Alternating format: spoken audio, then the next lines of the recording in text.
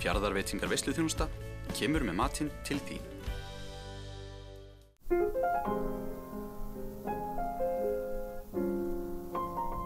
En á þessum tíma þá var einhvern veginn í sveitum bara sjálfgefið, þú ert með kýr, þú ert með kindur, þú ert með hvort tveggja, þú ert með hesta og hænur.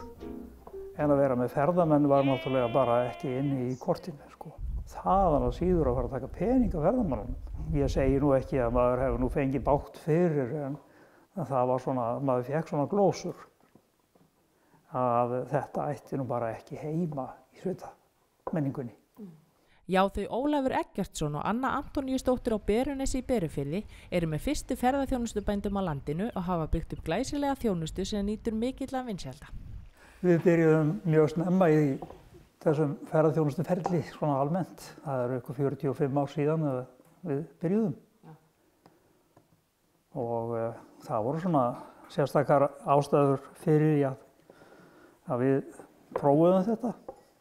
Það byggðist kannski fyrst og fremst á því að við vorum að byggja nýtt íbúðarhús og eldra húsið, það stóð eftir og það var það góð bygging að okkur langaði til þess að prófa að nýta það í eitthvað þarft.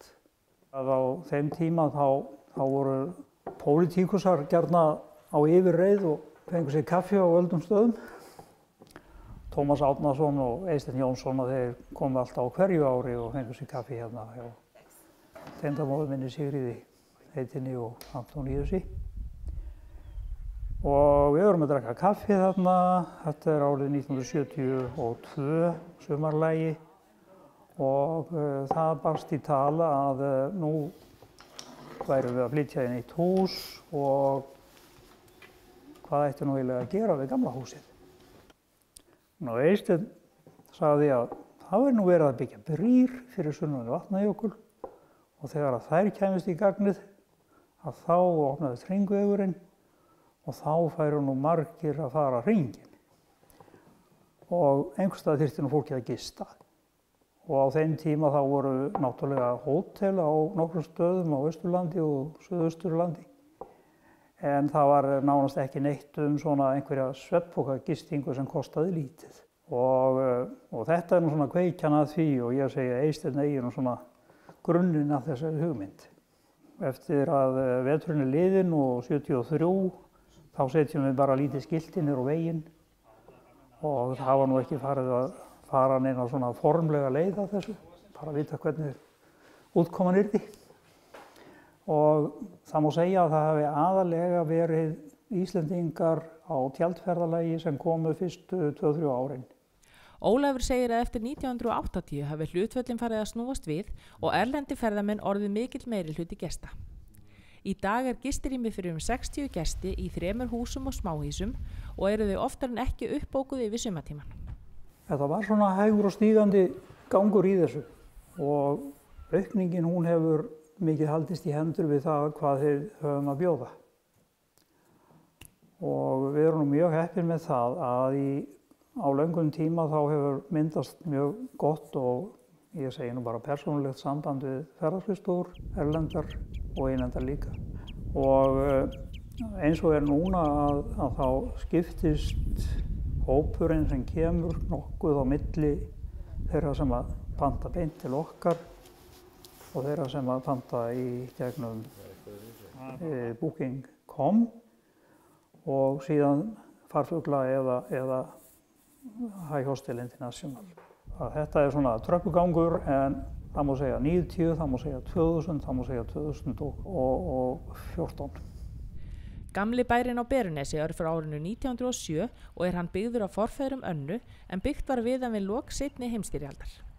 Þar sem nú er gisting var til dæmis áður smíðahús, eldsmiðja, kolageymsla og gripahús. Ólafur segir einstaklega góðan anda í húsunum. Og húsið sem við vorum í áðan að það er byggt þar sem var hlaða og fjós og oft hefur maður heyrt að byggja á slíkum stað sem var útihús hefur góða kosti, það eru góði straumar, það er búið að reynsa út allt neikvætt. Ferðaþjónustan á Berunesi er rómuð allan heim og hefur hlotið alþjóðleg verðlaun.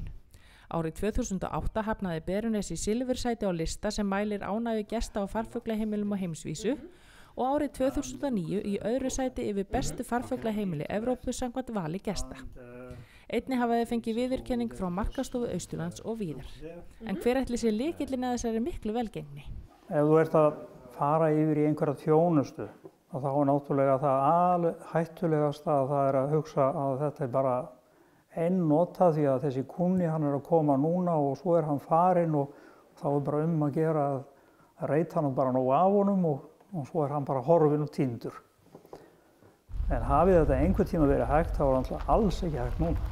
Því að samfélagsmiðlarnir, þeir segja náttúrulega skjótt frá sko, ef að einhver stendur sig vel eða einhver stendur sig illa. Og þetta hefur náttúrulega verið mottóið að taka á móti gestum og skilja við þá með að þeir séu með bros og vör. En einmitt, ef við tölum bara ykkur, þá sérstaklega ykkur hjónin sem eru búin að náttúrulega standa vaktina alltaf. Hvað svona hefur þetta gefið ykkur helst? Þú ert komin á persónulegu kantinn svolítið og ég verð að segja það að við erum svolítið ólík að Guði gerð. Og ég viðurkenni það að allt þetta brölt, það hefur kannski mest komið frá mér. Og það sem það hefur gefið mér, það er náttúrulega afskaplega fjölbreytt umhverfi. Það eru ný andlit og það eru ný sjónarmið og það er stór og mikill svona sjóndeildarhringur. Það eru tengsl út fyrir landið og vinatengsl við fólk hingað og þangað. Ég segi stundum að þetta er svona pínlítið svipað eins og að fara á sjó á handfæri og ég satt að segja að þú svo sem veist ekkert hvað þú ert að veiða. En þú kemur að með góðan afla og ánægður.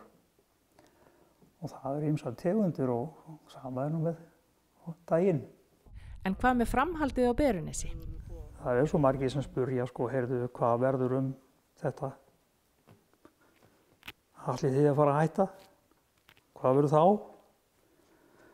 Og til að mynda eins og þau börn okkar, þau eru náttúrulega öll í sinni vinnu. En maður ætlar ekki að fara að gera þeim upp skoðanir. En þó veit ég það að þau munu ekki vilja sjá þetta drapast niður eða vera selt til óviðkomandi. Og sem að segir manni það að meira en líklegt að þau taki bara smátt við.